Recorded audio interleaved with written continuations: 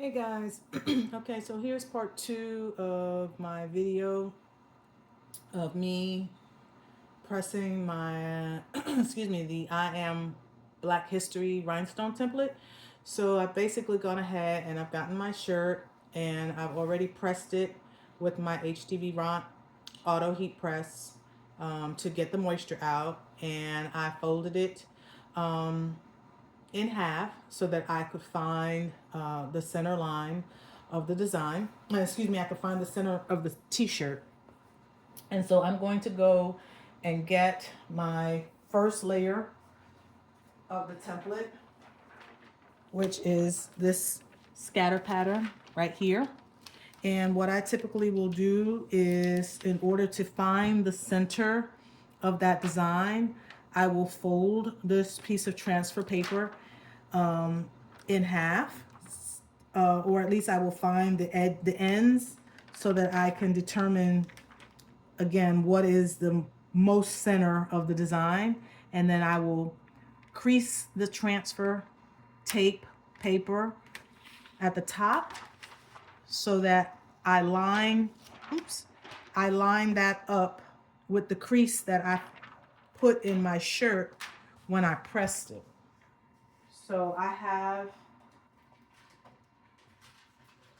one of those handy dandy tools that help you find the correct placement for your shirts. So you put this at the collar, and if you don't have one of these, the rule of thumb is usually 3 fingers down from the base of the collar is where you want your design to start. So I'm going to use this and line these arrows up on the center line, and then I'm going to take my first layer of the transfer, and where I put that crease, I'm going to lay that crease on that center arrow, and then remove my guide, press my transfer down, and then I'm going to look at my stones before I press them and make sure that everything is lined up the way that I'd like for it to be. If there were any stones that were out of place, I would simply take my nail, my thumbnail or my index fingernail, and just slightly nudge that stone back into place like I'm doing right now, so that I don't have to worry about misaligned stones at the final press. Here's another stone that appears to have gotten out of place in the scatter. So I'm going to put some spacing in there so that they don't look all bunched up.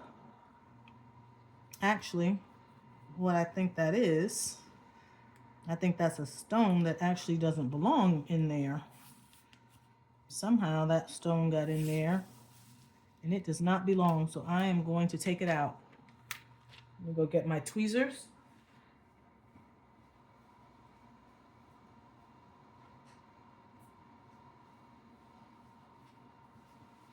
And if you're creating these shirts for your customer, it's important that you go through these steps to ensure that you're giving your customer as flawless a design as possible.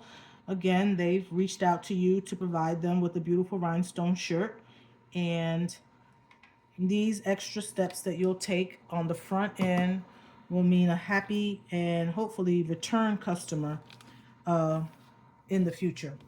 So again, now that I've got all my stones lined up where they should be, there's another one. Now I'm going to go ahead and press this. I have my heat press set for, you can't see it, but a temperature of 330 degrees, and I usually will press that for about 20 seconds.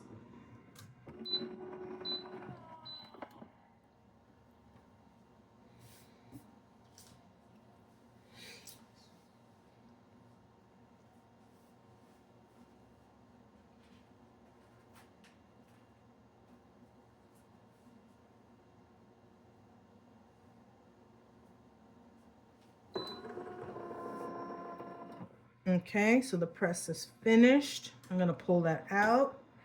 And I typically just give the transfer a little bit of time to cool down because the stone's adhesive is liquefied at this moment, and I like to try to give it a little bit of time to set before I pull the transfer tape off so that I don't move any of the stones out of place.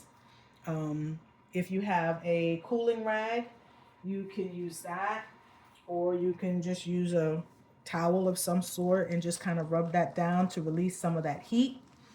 And once we do that, I'm going to go ahead and pull this top layer of this transfer tape slowly off just to make sure that there are no stones that didn't properly adhere.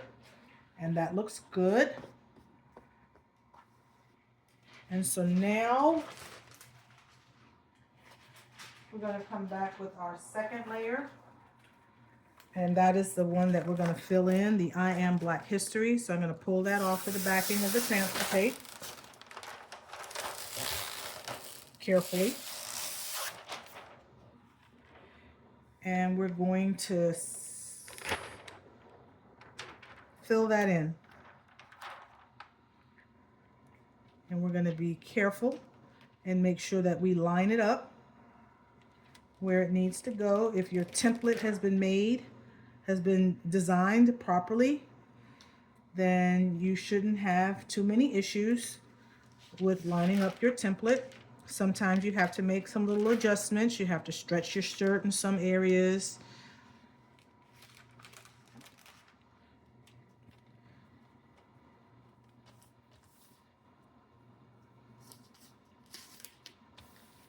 Okay, so we got that in there. And I'm going to go ahead and send this back to press for 20 seconds.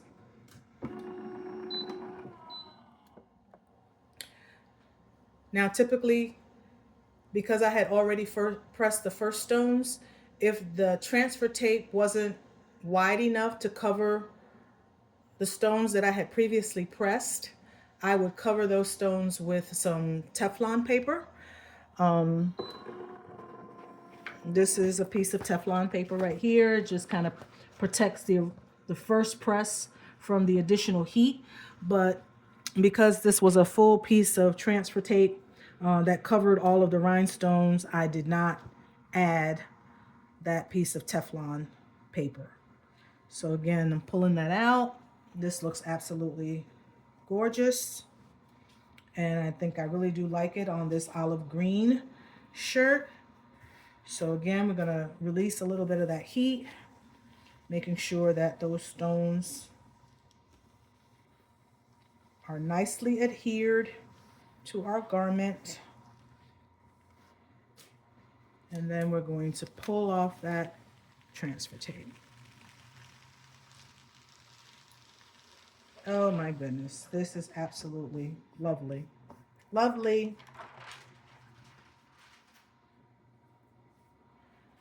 And then for safe measure, because I want to make sure that my stones do not come off, I will then take that piece of Teflon paper and I will lay that over the top of the design and send it back underneath the press for one more press.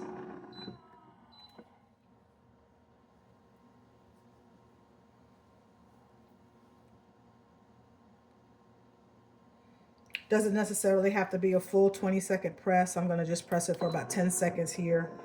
Go ahead and release. Pull that out.